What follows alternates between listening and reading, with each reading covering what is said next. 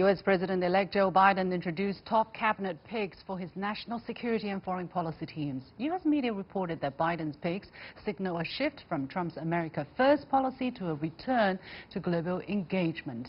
Will China-U.S. relations enter a new period? What are the foundations for competition and cooperation? Will the tensions on technology, trade and tariffs ease in the near future? Joining me today, John Gong, Professor of Economics at the University of International Business and Economics, and Merrill Matthews, Resident Scholar at the Institute for Policy Innovation. Thank you so much for joining us. Now, a quick look at the teams. As I said, Antony Blinken is nominated as Secretary of State. Jake Sullivan is earmarked to be the National Security Advisor. Former Federal Reserve Chair Janet Yellen is nominated to lead the Treasury, and former Secretary of State John Kerry has been nominated as a Special Presidential Envoy for Climate Change. For those of you who know what these names will mean, we're here to help unpack that. Now, Joe Biden said recently, Merrill, that China is America's biggest competitor. Well, Russia is its biggest threat. What does this biggest competitor mean, and what are the major areas of competition between the two sides? Well, it's a good question, because prior to President Trump, China was considered as a challenge but not really a problem.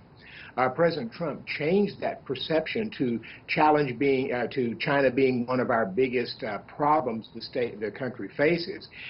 Republicans have embraced that. A number of Democrats have as well. So Joe Biden has announced that he's going to keep the Phase 1 trade deal in place right now, keep the tariffs in place while he reassesses the relationship between the U.S. and China. And I think part of that is because President Trump was fairly successful in making China something of a pariah, and Joe Biden doesn't want to jump out of that immediately.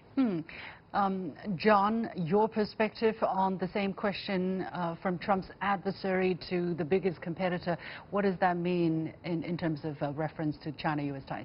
Well, it's quite interesting to observe that Joe Biden's position on China has been shifting. During the early stage of the campaign, he actually said China was not a competitor. But of course, then he was retrained, by his team under intense criticism from many corners of the United States. So now his position is China, yes, is a competitor. I think from China's perspective, it's okay. I mean, we don't have a problem that this relationship between China and the United States is characterized by both competition and cooperation. Now, keep in mind that he does say that there are areas that both countries can cooperate on. And I think... but what does that mean for China with Biden's, this competitor terminology from Trump's adversary terminology in terms of policy towards China? John?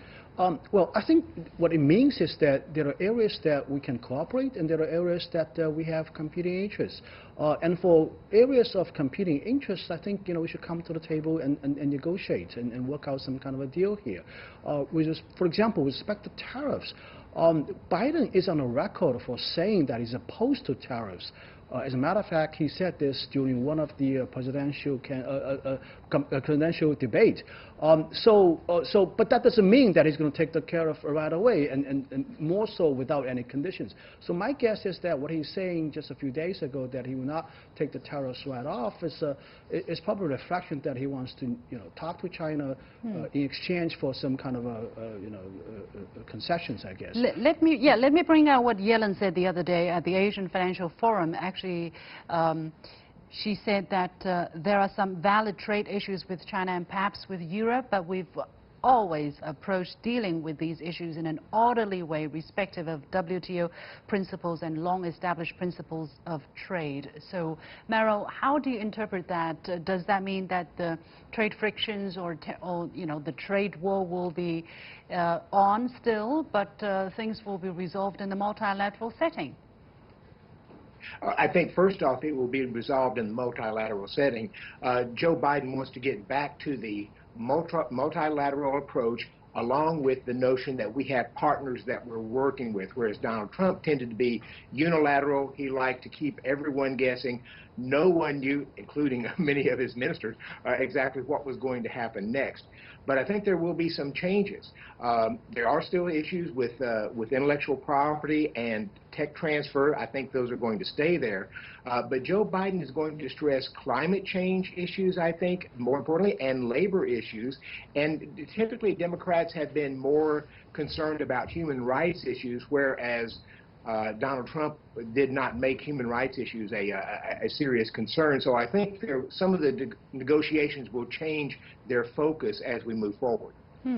There's also this sentence that Joe Biden said at the 2020 Democratic Party presidential nomination convention. He said, "We will take immediate action to repair the damage President Trump's reckless policies have done to American farmers by working with our allies to stand up to China and negotiate from the strongest possible position."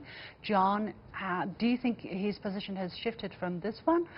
If not, what does it mean, working with our allies to stand up to China? Well, that's very characteristic of his whole foreign policy approach, that is to re-establish the coalition with the Europeans, and particularly in dealing with China.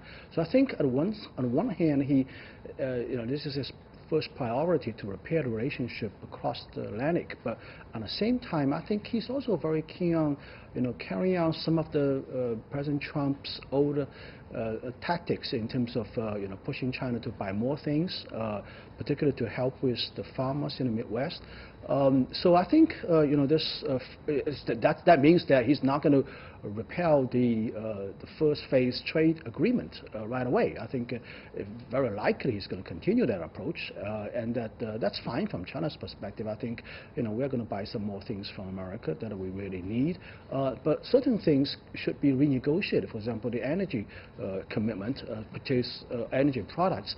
At the time we negotiated the deal, oil price was twice as much as today's price, and certainly we're not going to buy twice as much oil as we sign up for. So, these things are up to negotiation, and I think there are clauses in the agreement that address these issues. But overall, I think for some issues, he's going to continue President Trump's approach, and other issues, he's probably going to shift gear.